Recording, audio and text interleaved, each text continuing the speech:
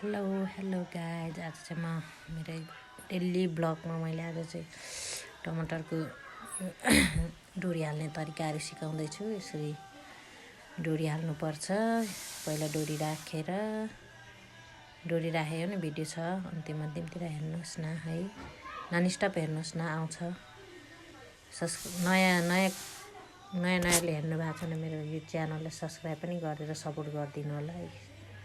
ल हेर्नुहोस्, यसरी डोरी राख्नुपर्छ माथिदेखि पहिला, अनि हामीले ट्याक्कै मुनिदेखि डोरी बान्नुपर्छ। यस्तरी हाम्रो साउनी हुनुहुन्छ उहाँ चाहिँ यसरी बान्नुपर्छ है। ल हेर्नुहोस्, यसरी डोरी यसरी राख्नुपर्छ। डोरी राखेपछि टक्क टक्क टक्क टक्क टक्क डोरी राख्ने हो। त्यहाँ माथि डोरी राखिसकेपछि फेरि उयो गर्ने हो, त्यो मुनिदेखि बान्ने हो। अघि बान्ने तरिकाहरू पनि अघि मैले गरिसकेको छु।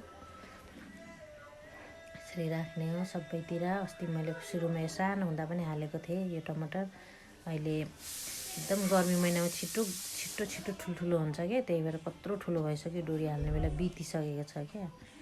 ल यसरी डोरी हालिरहेको छु मैले, यत्रो लामो भइसकेको छ। म फेरि नेक्स्ट अब यो डोरी उठाउने तरिकाहरू पनि म भिडियो बनाएर हाल्नेछु।